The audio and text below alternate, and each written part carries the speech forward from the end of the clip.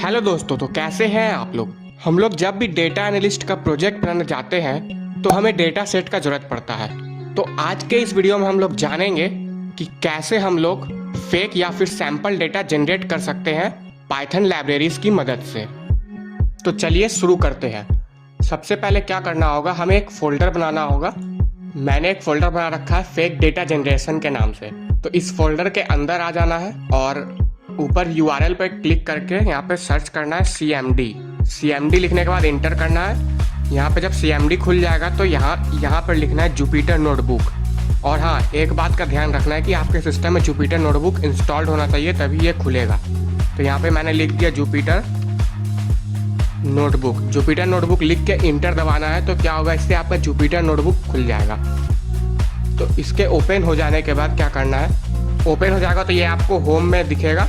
तो यहाँ पे क्या करना है, न्यू पे जाके पाइथन 3 इस पर क्लिक कर देना है। क्लिक करने के बाद यहाँ पे एक नया विंडो ओपन होगा। तो इसमें हम लोग देखेंगे कि कैसे कैसे सारा काम करना है। तो मैंने ऑलरेडी कर रखा है टाइम बचाने के लिए, तो आप लोग देख देख के साथ साथ में कर सकते हो।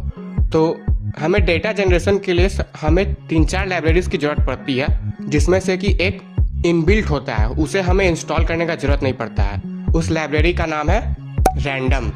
तो हमें 3 लाइब्रेरी सबसे पहले इंस्टॉल करना है, पांडास, नमपाई एंड फेकर।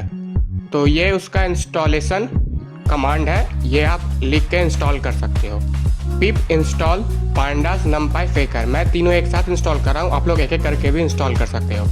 ये आप लोग ये सेम कमांड लिखोगे तो आपके सिस्टम पे ये इंस्टॉल हो जाएगा। ये इंस्टॉल होने के बाद अगला स्टेप क्या है, ये जब सक्सेसफुली इंस्टॉल हो जाएगा तो हमें चेक करना होगा कि ये प्रॉपर्ली इंस्टॉल हुआ कि नहीं। तो उसके लिए मैंने क्या किया, तीनों लाइब्रेरीज जो मैंने इंस्टॉल किया था उसे क्या किया, इंपोर्ट कर लिया। Import pandas as PD, import numpy as NP, from faker, import faker. तो इस तीनों को इंपोर्ट करने के बाद मैंने यहाँ पे लिखा print all libraries install successfully.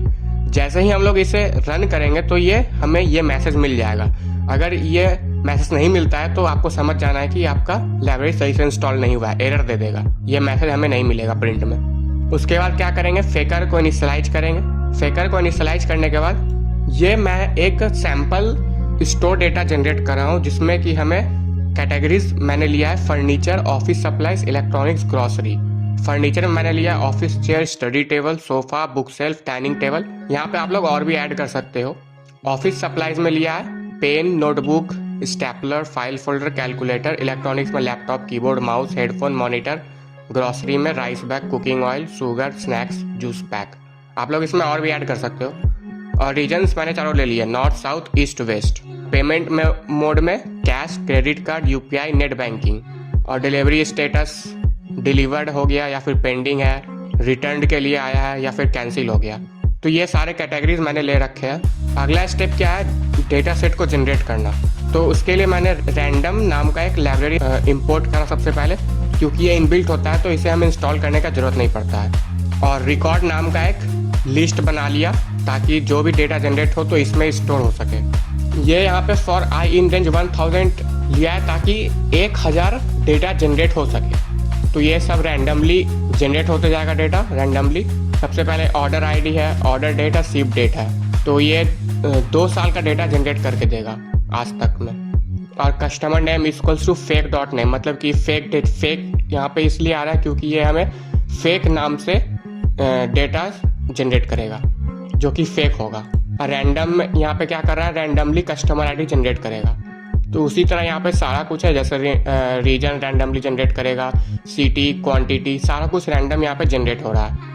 ये डेटा जनरेट होने के बाद क्या होगा, इसे अपेंड कर देंगे। मतलब कि जब जनरेट हो गया तो उसे कहीं ना कहीं स्टोर तो करना होगा ना। तो अपेंड क्या करता है, उसे हम लोग डिक्शनरी फॉर्म में इसे स्टोर कर रहे हैं। तो ऑर्डर ID में स्टोर हो जाएगा, ऑर्डर डेट में ऑर्डर डेट स्टोर हो जाएगा। ये मैंने जो शुरू में जो कैटेगरी बनाया था उसी में ये सारा क्या होगा, स्टोर होते जाएगा। प्रोडक्ट ID में product ID, product name, category में कैटेगरी, रीजन में रीजन। तो इसी तरह सारा क्या होगा, अपेंड हो जाएगा। अपेंड हो जाने के बाद हमें क्या करना होगा, इसे सेव करना होगा। तो उसके लिए क्या किया मैंने, df equals to PD.data frame. ये क्या करता है, डेटा फ्रेम क्या करेगा, ये रिकॉर्ड के फॉर्म में इसको क्या करेगा, स्टोर करेगा।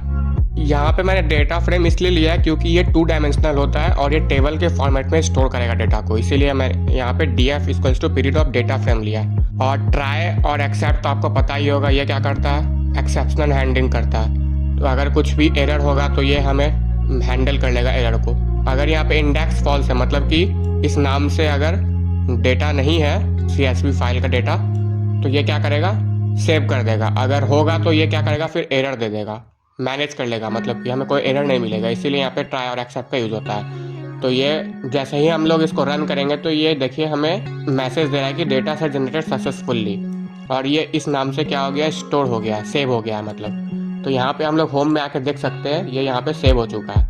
ये देखिए super store management system .csv के नाम से यहाँ पे सेव हो गया है। अब इसे डबल क्लिक करके आप लोग देख सकते हैं, ये यहाँ पे जो फोल्डर बनाए थे ना वो वहाँ पे भी दिखेगा आपको, देखिए यहाँ पे दिख रहा है। तो इसे आप डबल क्लिक करेंगे तो ये एक्सेल में खुलेगा। तो ये था कि हम लोग कैसे जनरेट कर सकते हैं सैंपल या फिर fake data. Thanks for watching this video.